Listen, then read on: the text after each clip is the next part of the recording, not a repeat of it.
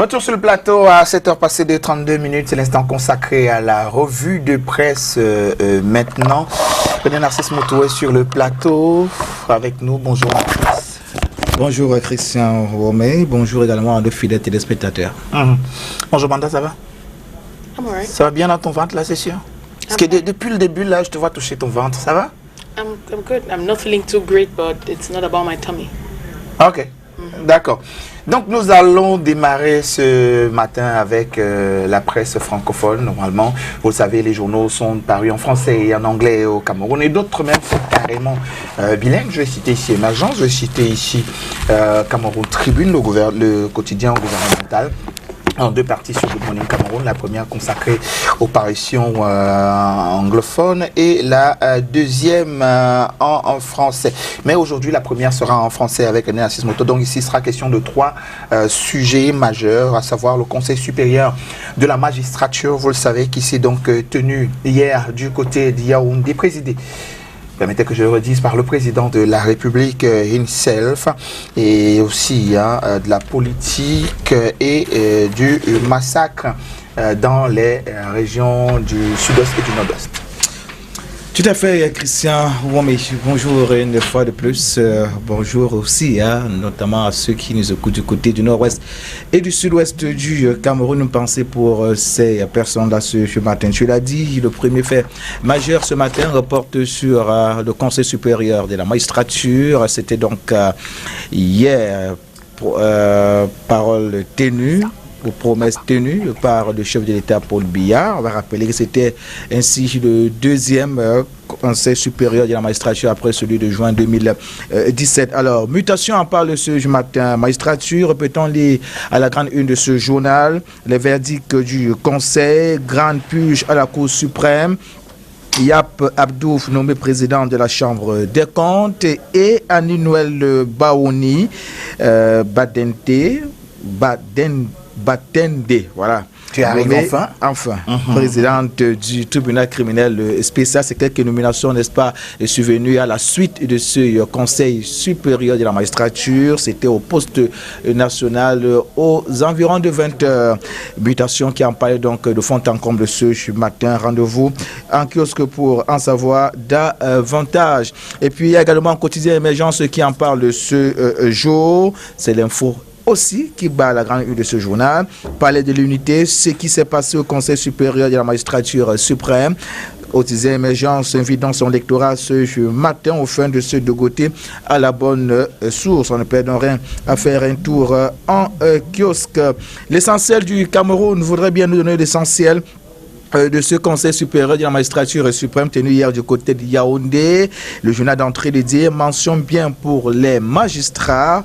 Peut-on lire à la page 2, jusqu'à la page 4. Le journal revient donc sur ces temps forts, les temps forts de ce Conseil supérieur et ce qui est donc survenu à la suite de ce Conseil supérieur, notamment les nominations des nouveaux membres du nouveau bureau. On en parle donc à la page 2, 3 et 4 chez nos amis du journal essentiel du Cameroun est disponible en kiosque ce jour. Le quotidien Le Messager de Jean-François Chanon nous invite aussi en kiosque ce matin au rez-de-chaussée de ce journal. On parle également du Conseil supérieur de la magistrature, le pétard mouillé de Paul Biya. Peut-on lire le journal de poursuivre en indiquant que les lourds soupçons de corruption pesant sur l'appareil judiciaire ont été ignorés. Aucun magistrat inquiété, souligne donc Le Messager ce jour à la page 3. Rendez-vous en kiosque pour en savoir davantage. Le hebdomadaire Europe Plus de Michel Michaud Moussala en parle également. Conseil supérieur de la magistrature, la nuit la plus longue des magistrats, peut-on lire. À la page 5, le journal indique que les travaux du Conseil supérieur de la magistrature se sont achevés par des nominations à divers postes de responsabilité dans les tribunaux de l'ensemble du territoire national. Nomination lue pendant plusieurs heures au poste national de la Cameroun Radio et Television. C'est en parution, on l'a dit. Rendez-vous donc en kiosque.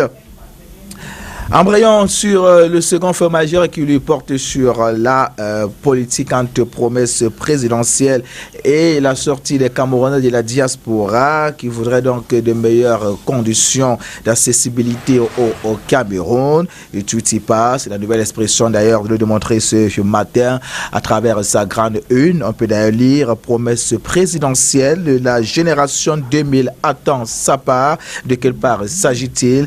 Déjà, le journal nous renseigne en indiquant à la page 9 que 20 ans après avoir remporté la première médaille olympique du Cameroun et de l'Afrique à Sydney, les Lions indomptables qui demeurent les seuls jusqu'aujourd'hui à avoir réalisé cet exploit revendiquent aussi une récompense nationale comme leur aîné de la QV 1990, Christian Robé. Voilà qui peut susciter quelques curiosités. Et c'est parti, on a envie de dire. Et c'est parti, on a envie de dire, comme je le dis d'ailleurs.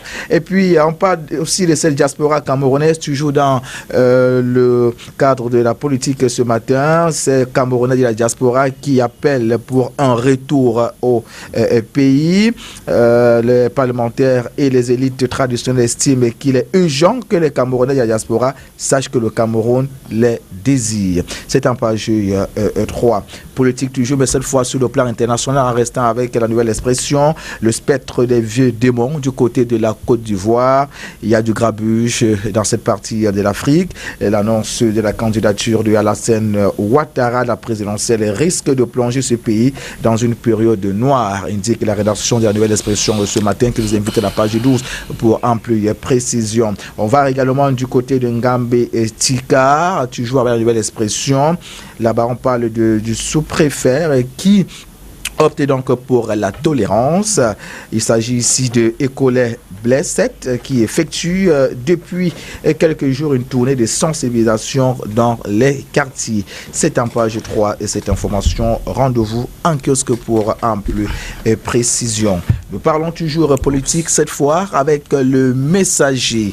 Le Messager qui a bien voulu s'intéresser à la décentralisation en mettant en avant la sortie de Dame Joya et qui, d'après le journal, corrige la copie du régime. Profitant de la journée africaine de la décentralisation célébrée hier, le nouveau maire de la ville de Fumban critique sans complaisance l'avancée tatillonne de ce processus au Cameroun. Démonstration en effet donc dans les pages 6 et 7 chez nos amis du quotidien Le Messager, disponible en kiosque ce matin. On poursuit avec le troisième et dernier fait majeur qui porte donc sur ce drame survenu dans la région du nord-ouest du Cameroun. Le jour de ce jour en parle d'ailleurs. Il s'agit ici d'un pasteur assassiné à Botibo précisément. Il travaillait pour une organisation humanitaire, indique donc ce journal à la page 3. Rendez-vous en kiosque pour en savoir davantage. Et puis il y a également le quotidien Émergence qui en parle ce matin. Quotidien Émergence parle de cet autre humanitaire tué dans le nord-ouest du Cameroun. Dans quelles circonstances? Le journal les en dit donc plus à la page 9 ce matin. Voilà donc Christian Womé, ce qu'on peut retenir de cette première partie. Et voilà qui permet aux uns et aux autres donc de digérer celle-là et de rentrer dans la deuxième partie, celle qui est consacrée aux autres faits d'actualité traités par la presse ce matin, au-delà de ces trois faits majeurs. Et tout à fait, on commence avec le quotidien de l'économie, bien en place donc ce matin. On parle de l'aide extérieure du secteur privé et emploi ce matin. C'est l'info qui bat à la grande de ce journal. Le journal précise ici que le plaidoyer des gouverneurs de la Banque mondiale et du FMI, Fonds monétaire international, fait couler beaucoup d'encre et de salive. Le journal indique qu'ils se sont rassemblés le 6 août 2020 dans le cadre d'une réunion virtuelle présidée par Alamine Ousmane May, ministre de l'économie, de la planification et de l'aménagement du territoire. C'est en page 2. On va également faire le lien Minader et port de Crébi. Ici, il s'agit d'un accord cadre pour faciliter l'importation des intrants agricoles. C'est en page 6. Quid du financement des projets, toujours avec le quotidien de l'économie ce matin. Le Cameroun qui recherche 30 milliards de francs CFA à la BEAC, la Banque des États de l'Afrique centrale. Pourquoi faire? Le journal en dit davantage à la page 5. On parle aussi du Covid-19 avec le quotidien de l'économie, la contribution du FECOM au fonds de solidarité. Le journal en parle davantage à la page 3 ce matin. Accident de Banefo le jour d'après à Bafoussam. Mutation, nous en parle ce matin à la page 5. Consommation, toujours avec mutation. Menace sur le prix du pain. Christian Womé, menace sur le prix du pain. Le pain qui pourrait donc avoir un nouveau prix. Connaître une hausse. Une hausse, oui, comme nous le dit ce matin, Mutation, qui a fait une enquête sur le terrain. Pour ceux qui veulent en savoir davantage, l'information est contenue à la page 7 chez nos amis du quotidien Mutation. Le billet hebdomadaire Aurore Plus parle de l'autoroute Yaoundé-Douala. Ganou Djumessi confirme la surévaluation des travaux de 85 milliards de francs CFA. C'est en page 5 et cette information, rendez-vous en kiosque. On poursuit avec le quotidien Le Messager qui nous amène au diocèse de Bafoussam pour signaler que Monseigneur Voiture est dans l'étoffe des notables. C'est en page 4, on ne perd rien à faire. Un tour en kiosque. Et puis du côté de l'extrême nord, toujours avec le quotidien Le Messager, on parle de 500 projets menacés de forclusion. Et comment? Allez le savoir en kiosque ce matin. Accident de la circulation, nous sommes avec le quotidien Émergence ce matin, les sanctions de NS Ngale Bibié, le ministre des Transports, situation du coronavirus, Monseigneur Jean Barga, contre Monseigneur Samuel Cléda, c'est ce que nous dit donc ce matin, quotidien Émergence ce matin, disponible en kiosque. Le jour de ce jour, à sa grande une, fait lire conflit foncé dans la vallée d'une Thème. Comment sortir de la crise? Le journal de Saint-Oroge. À suivre donc les propositions du député local, c'est en page 9. Et puis on parle également de sport, notamment du karaté, toujours avec le quotidien Le Jour, en petite fenêtre. Emmanuel Wakam suspendu à l'international, c'est à la page 12. Et puis à découvrir également la lettre de soutien des sociétés secrètes à Sokoudjou, Jean Rameau. C'est en page 8, cette information. Rendez-vous en kiosque. Et puis on termine cette revue de presse en langue française avec le financier d'Afrique, le billet hebdomadaire disponible en kiosque. On parle d'entrée d'Afrique centrale, les enjeux du Conseil des ministres de l'UAC, l'Union économique d'Afrique centrale. C'est en page 10. Et puis partenariat public-privé, Christophe Eken rempile à la Chambre du commerce.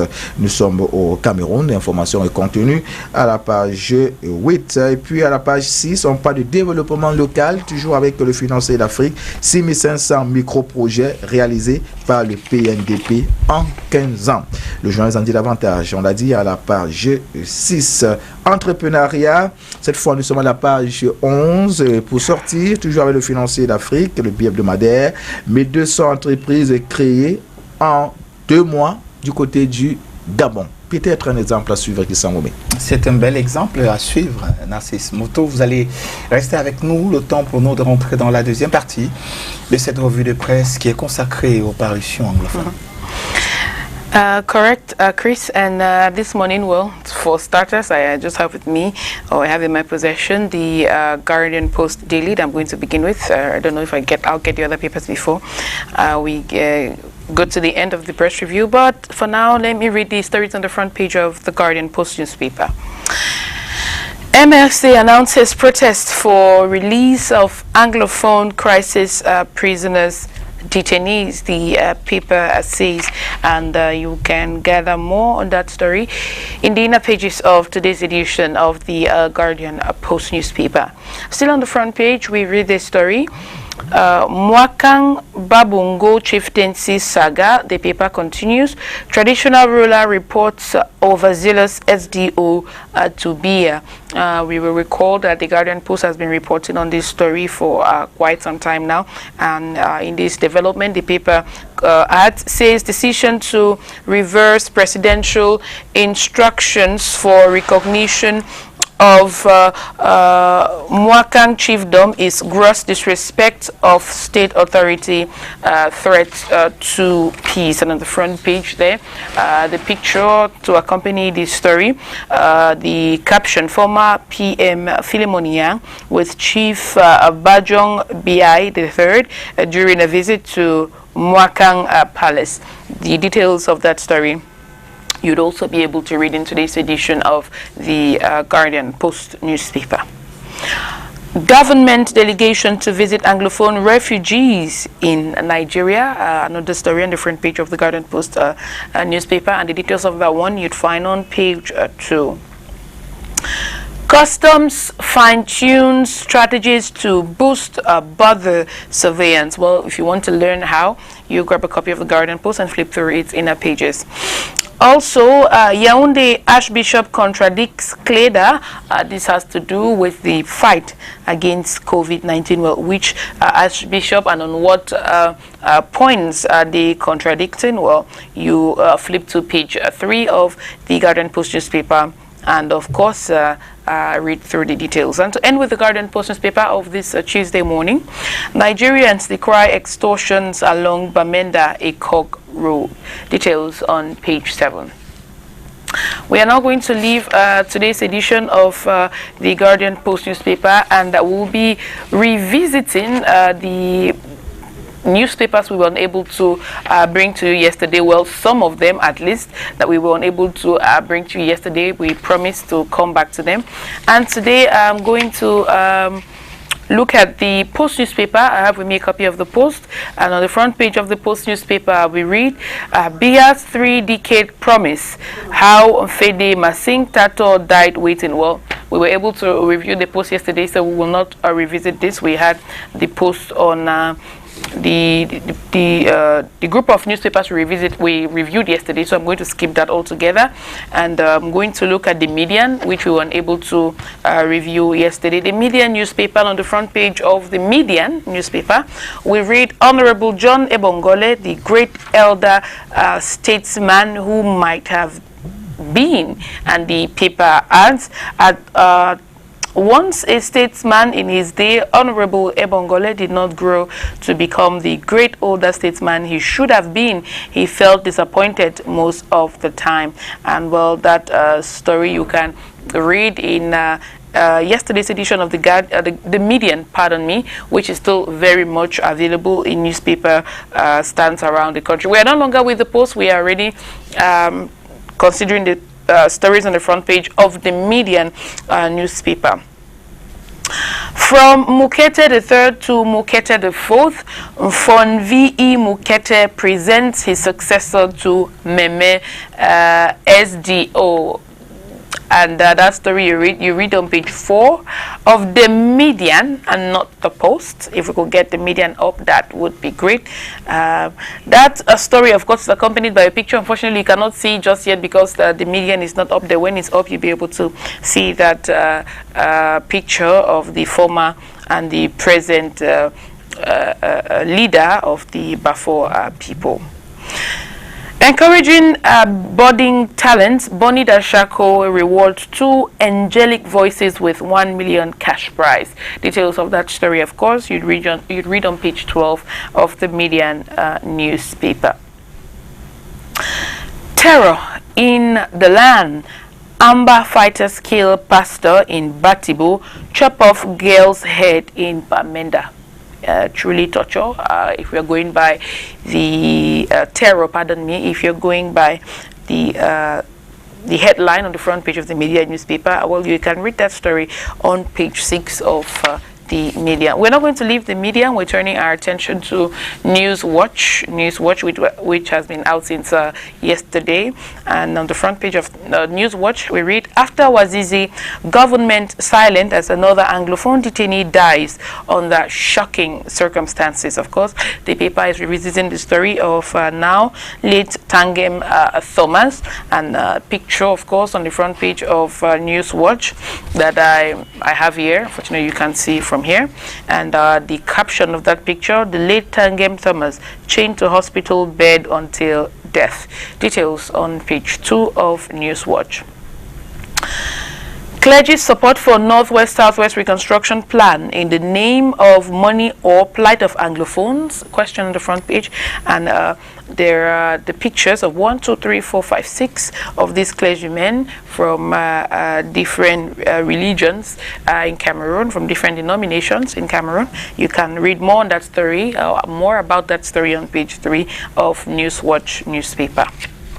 As Anglophone crisis drags on, UK again warns citizens against traveling to Northwest Southwest. More on page 5. And to end with Newswatch, we read, as BIA compensates Italia 90 squad, Sydney 2000 Olympics Lions demand own recognition. I can totally understand. Well, you want to get some more, go to page 10 of Newswatch newspaper.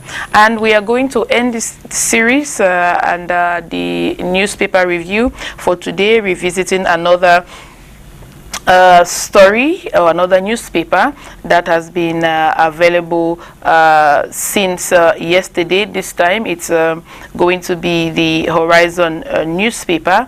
And on the front page of the Horizon newspaper, we read, BIA's Marshall Plan for Northwest and Southwest divides moral authorities. And the paper adds, Cardinal Toumi spars with Muslim scholar Abdul Karim on opportuneness and workability of the Tasong-led PPRD Northwest Southwest. On the front page, of course, the main persons cited in that story, Christian Cardinal Toumi and Abdul Karim, and the question, who has the last laugh? Well, that story you would be able to enjoy in yesterday's edition of the Horizon newspaper, which, like I said, is still very much available.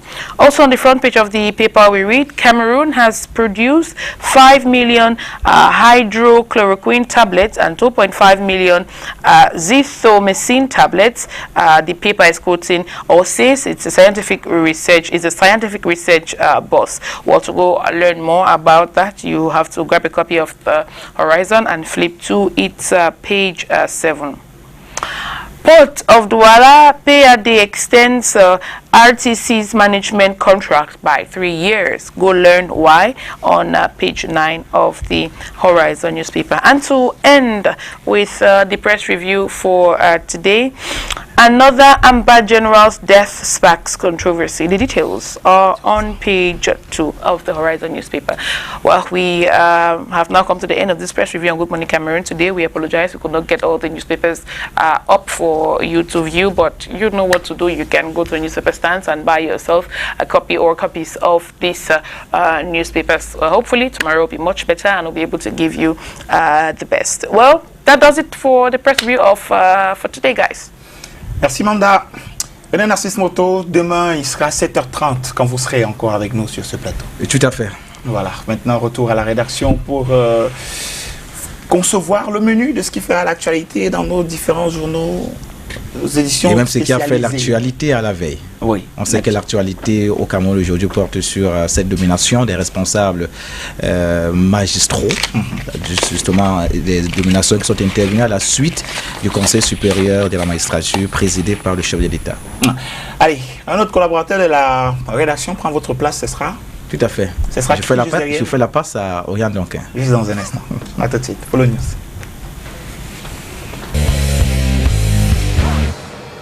Matama. Oba Koyoga. Uti yule. Mbolo. Martin Chobla. Soko biwo. Amba. Mena bona wabuki maholi o. Jana. Agazane hamyofu. Abala. Gaga ci amu. Bolon. Sare jam bi koy jam.